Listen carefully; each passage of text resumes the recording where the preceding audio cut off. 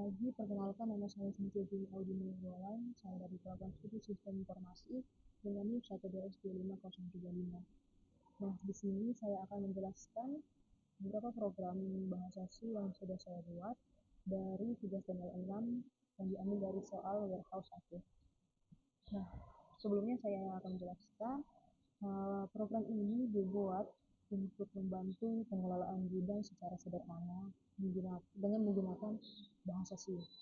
Nah, sistem ini nantinya bisa mencatat barang yang masuk, barang yang keluar, atau barang yang ditambah stoknya dengan menyimpan riwayat aktivitasnya dalam bentuk log. Tujuan utama dari program ini biasanya supaya pencatatan stok menjadi lebih rapi, terstruktur, dan mudah dilacak dibandingkan secara manual. Nah, kemudian kita masuk ke programnya. Di sini diawali dengan beberapa library, yaitu seperti include stdio.h, include string.h, dan include stdio.h.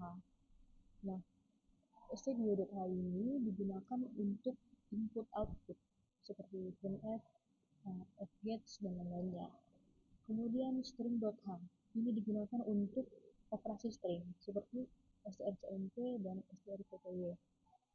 Kemudian di sini juga stdio.h digunakan untuk mengonversi data seperti add all string ke integer dan add of string ke double itu.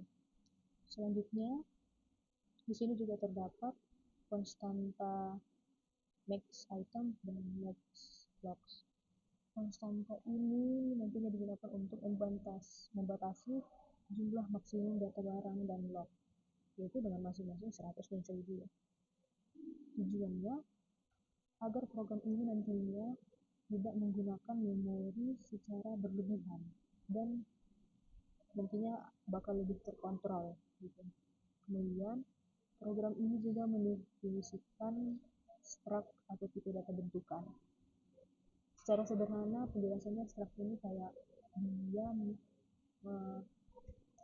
di dalam struct ini terdapat beberapa atau banyaknya tipe data gitu. Nah, di struct yang pertama ini ada item yang berisi ID, name, quantity, dan price.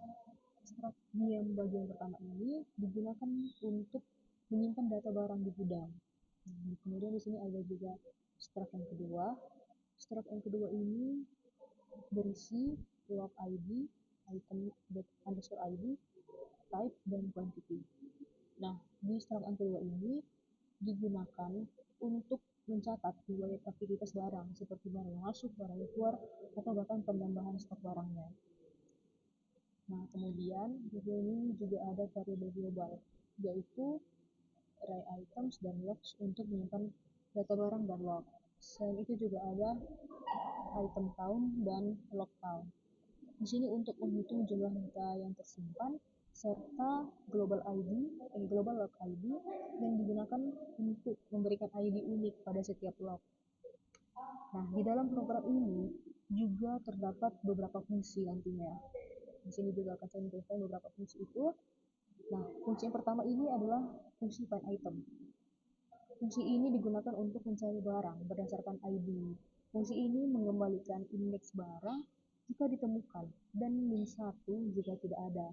Fungsi ini penting karena hampir semua operasi seperti pengiriman atau penambahan stok membutuhkan pengecekan apakah barang tersebut sudah ada di sistem gitu.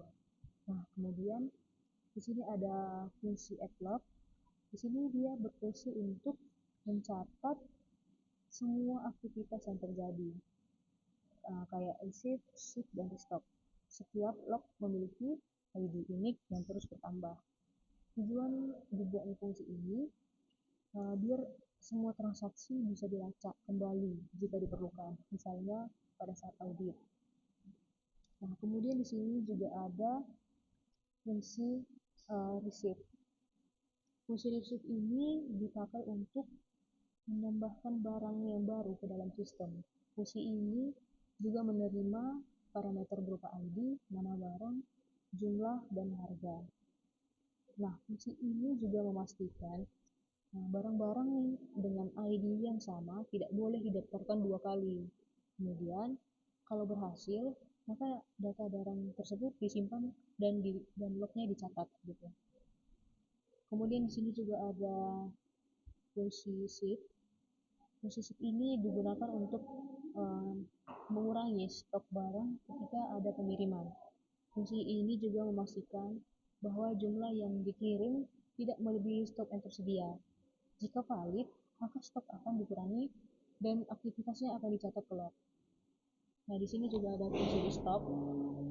Fungsi restock ini berfungsi untuk menambah stok barang yang tidak ada. Fungsi ini hanya bisa dijalankan kalau barangnya ditemukan dan jumlah yang ditambahkan harus lebih dari 0. Sama kayak fungsi yang lainnya, aktivitas ini juga nantinya akan dicatat ke dalam log. Kemudian di sini juga ada fungsi restock, fungsi report. Di fungsi report ini digunakan untuk menampilkan semua data barang yang ada di gudang. Data yang ditampilkan meliputi ID, name, quantity, dan price, harga barang. Fungsi ini membantu pengguna untuk melihat kondisi stok secara keseluruhan. Nah, di sini juga ada fungsi yang terakhir, yaitu fungsi audit, yang dimana fungsi ini digunakan untuk melihat detail satu barang beserta semua riwayat aktivitasnya. Fungsi ini sangat berguna untuk melacak pergerakan barang, apakah pernah dikirim atau ditambah stoknya atau bahkan pertama kali diterima. Nah, di program ini juga ada proses perulangan utama terdapat di dalam fungsi main, yaitu menggunakan while.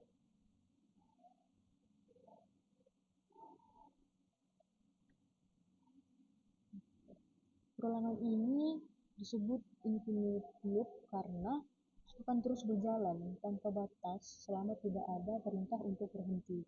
Tujuan dari penggunaan loop ini agar program yang sudah kita buat dapat terus menerima dan memproses perintah dari pengguna secara berulang, sehingga nantinya program bersifat interaktif dan tidak langsung berhenti setelah satu kali input begitu.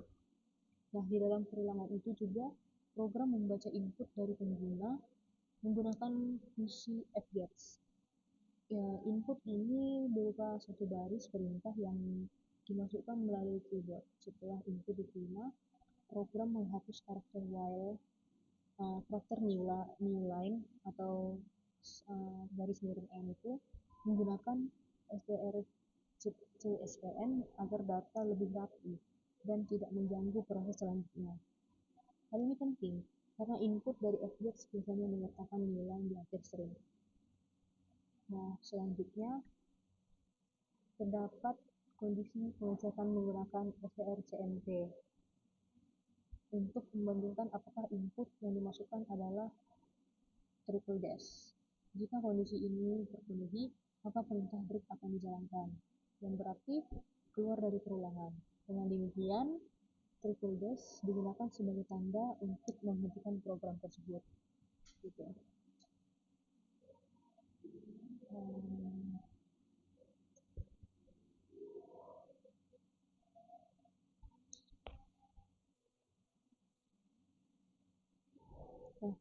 Kemudian jika inputnya bukan triple dash, maka program akan menjalankan ke tahap berikutnya, yaitu parsing input menggunakan fungsi strcut.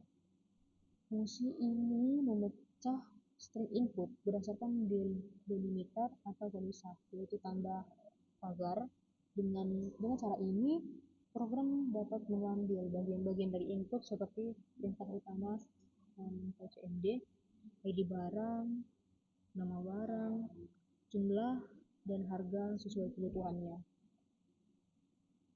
Nah, setelah proses parsing selesai, program menggunakan struktur if else untuk menentukan perintah apa yang harus dijalankan. Misalnya kalau perintah yang dimasukkan adalah receive, maka program akan memanggil fungsi receive gitu. Kalaupun ship, maka akan memanggil fungsi ship dan seterusnya untuk restock, report, dan audit. Dengan cara ini, setiap input dari pengguna dapat langsung diarahkan ke fungsi yang sesuai. Secara keseluruhan, looping dalam program ini berfungsi sebagai pusat kontrol utama yang memungkinkan program terus berjalan, menerima input, memproses perintah, dan bahkan memberikan output secara berulang. Tanpa adanya looping ini, program cuma bisa berjalan satu kali dan langsung berhenti. Nah, sehingga tidak bisa digunakan secara efektif untuk sistem manajemen gudangnya nanti. Nah, kemudian sedikit saya akan tambahi, untuk karakteristik fungsi yang tadi, sebagian besar fungsinya menggunakan tipe data char untuk ID dan nama. Nah, karena data tersebut berupa teks. Kemudian beberapa menggunakan tipe data integer karena merupakan bilangan bulat. Dan harga juga di sini menggunakan tipe data double agar bisa menyimpan nilai desimal. Parameter pada setiap fungsi disesuaikan dengan kebutuhan prosesnya. Misalnya, fungsi receive membutuhkan lebih banyak parameter karena harus memasukkan data lengkap barangnya. Sedangkan ship dan restock hanya butuh ID dan jumlah. Selain itu, penggunaan array global seperti item dan logs yang tadi itu bertujuan untuk menyimpan data secara sederhana tanpa database. Variabel seperti item count dan log count digunakan untuk melacak jumlah data yang tersimpan. Sekian penjelasan dari saya. Terima kasih dan selamat pagi.